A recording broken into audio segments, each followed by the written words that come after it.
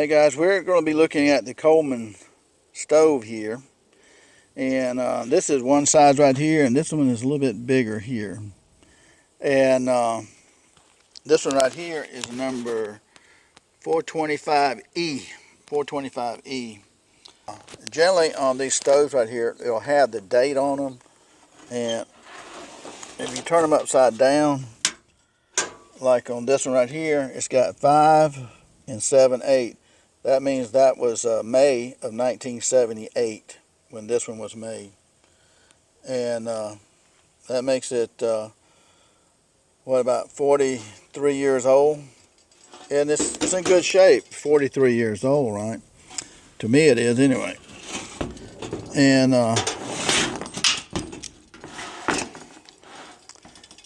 so you basically just open these up, and that's pretty much the way it looks. Now some people will sandblast these things and do a lot of stuff, and this is your grill right here. And this is your wind deflector. And it's very ingeniously done. Right here you can see it's kind of a sawtooth pattern right here. So depending on what size pans you have here, and right here you've got this hole right here, and that's where this goes in right here. And you just squeeze it down where my thumb is, and you can go all the way in or not. And this will help keep wind from blowing your stove and taking away your heat. Okay, and so you got this burner and this burner in your grill. Now to take this out right here, all you do is, it comes out very easily. Some people have a problem because they don't really know, they don't do it quite right. But it's got a knob back here. Make sure you push this rod all the way back, and you've got a little slot that's cut out right here, and you pull it up like this right here. And this right here is your tank.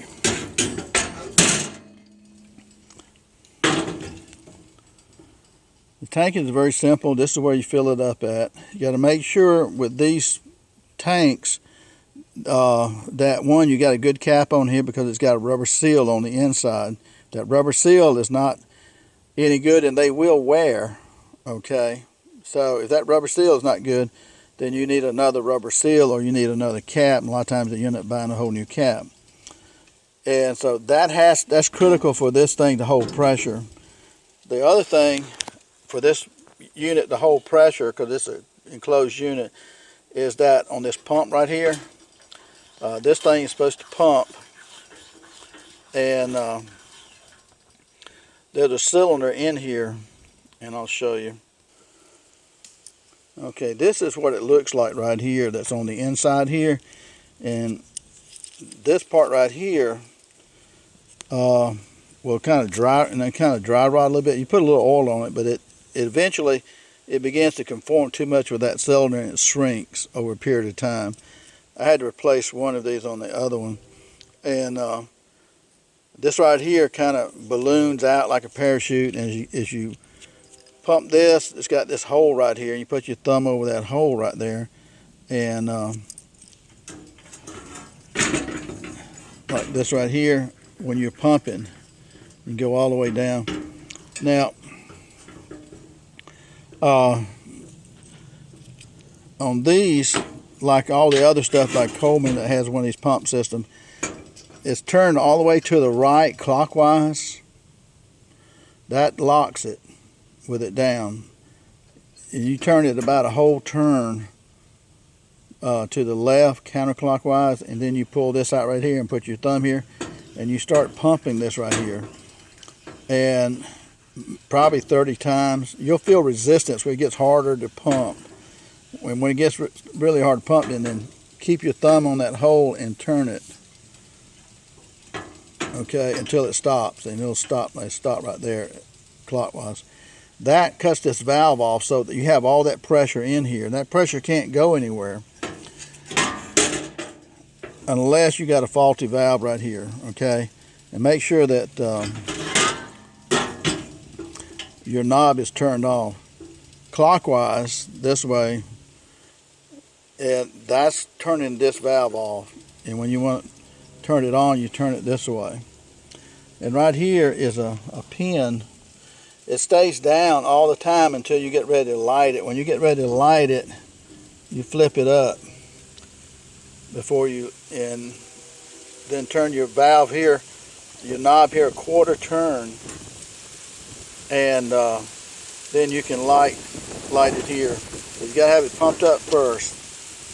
Okay, so the big key is this is pumped up and that plunger is working. If it's losing air and it's not pumping up, then it's about $8 to replace this plunger. That's pretty cheap. And it's probably about $7 to replace this cap. Or you may have a source you can get the replacement rubber pieces in there, the rubber washer. So everything is ingeniously done on these two. Again, this is Coleman 425E, and you can look it up on Coleman on the website and get the age of them. But you have a slot here and a slot here, and you have a clip here and one over here. And what happens, they go inside these slots, and that's what holds this onto your stove. And this rod right here is called the generator, and it goes inside here. The generator is right over the flames. When you first turn your knob here to turn on your stove, it's going to be shooting out raw gas, liquid gas. But being over, you can still light it that way, but you'll have yellow flames coming up from that. And so what happens is that since this rod is in the flames right here, then it'll get so hot that it will convert that raw liquid gas into a vapor gas. And that's how you get your regular flame that you need. You can see right here, we'll make sure we go into that hole right there.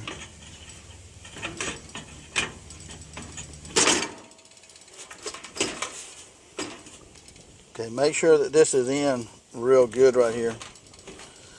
And if you buy one of these, make sure that the tank is good. See how this tank looks really good to be made back in the time that it was made. Okay, just lighting this up now. One, I know it's got some fuel in it, so we pump this right here, put our thumb over that hole. It takes about 30 pumps a lot of times to get these enough pressure. Depends on how much fuel. If you got a lot of fuel in it, you won't have to pump it up as much. I don't have a lot in here. And I keep my thumb over it and turn it all the way to the right, and that locks that right there. Okay. And make sure your valve is off right here. That valve's got to be off. The cap's got to be tight.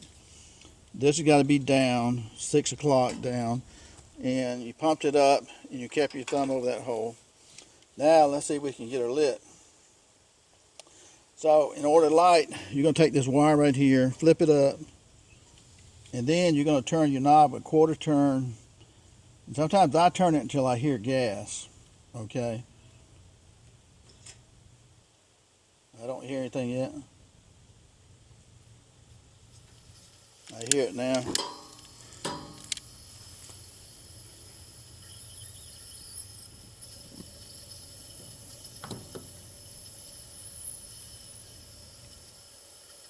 You leave this wire up here for about a minute. Now, this one's doing pretty good right now because it's not, you don't see the yellow flames like normal.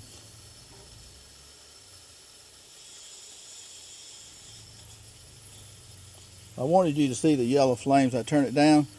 What happens with the yellow flames is that this raw gas going through this tube right here,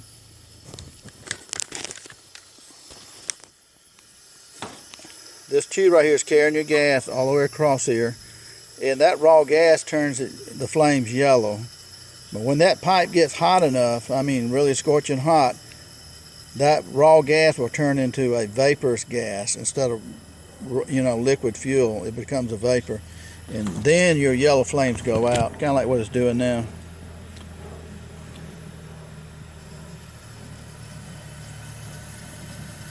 And you can see at the bottom of the burner there, that green, and that's your flames right there.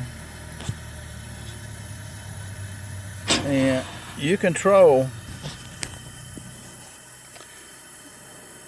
your heat. You tell what you got. You see that's way up right there. That's getting some raw gas in there. That pipe can still get a little bit hotter.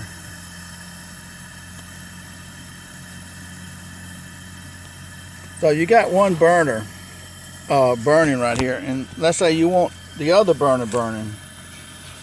Well, if you want the other burner burning, you've got it looks like a key right here, and this is turned off, so it's turned clockwise this way clockwise. So turn it counterclockwise, like from 12 o'clock to 11 and 10. So I start turning this valve right here. It's a simple valve system. Gas is flowing over here now.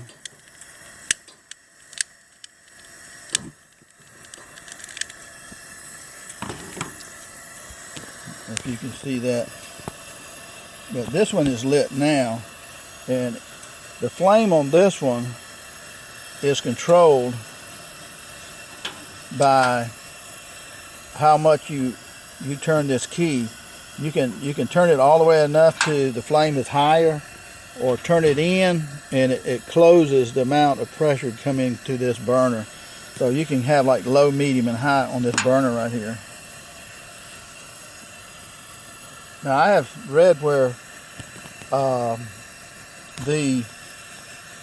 with this size tank right here, on some of these, that they can last with both burners like 2 hours, maybe a little bit longer, not much.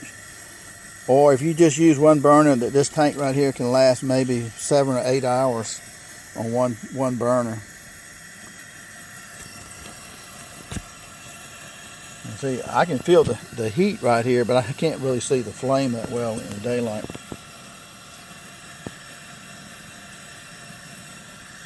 So both of these are burning, okay? It's hard to see, in the daylight. So that's pretty cool right there. And you get ready to turn it off, then turn it clockwise from 12 to 1, 2, 3. Now when I cut that off, the rest of the gas is going to this one now. It's getting twice as much as it was from 2. So I can turn this one down.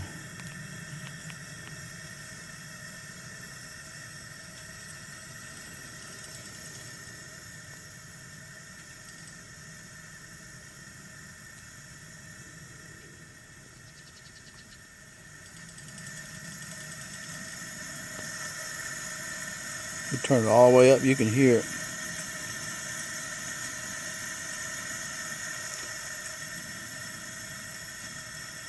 And that's still a little bit of the raw gas right there. You see that yellow, but that'll go away once that pipe gets really hot enough. It should be about hot enough now.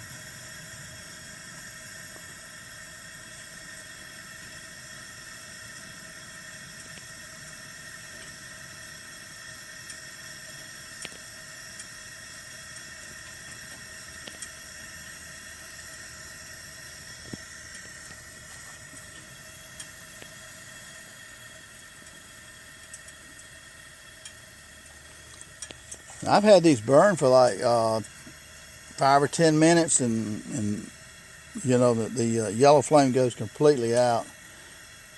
I mean, it gets really cooking, kind of like it's doing right now. So,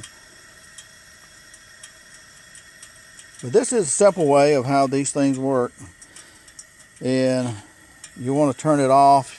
Again, you always have to make sure this is down. Leave this up for like the first minute or so when you light these right here, and after that rod gets hot you can turn it down and then turn it off. We just turn the valve here and make sure that's off, this is down, and all you have to do then is let it set and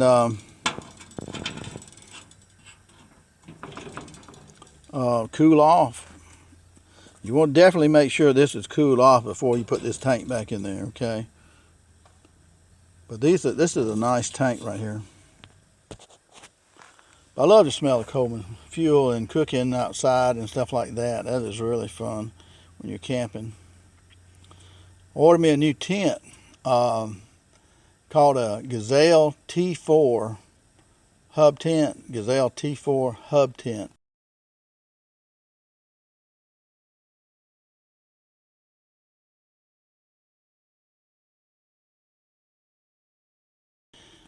I'll try to leave you a picture of that, and the reviews are incredible on that tent. The reviews are incredible on it. And if you get a chance, take a look at the Gazelle T4 hub tent. All right, guys, thanks for watching. And I'll show you this other one. It's the same thing right here, and works exactly the same way. It's just a bigger one here.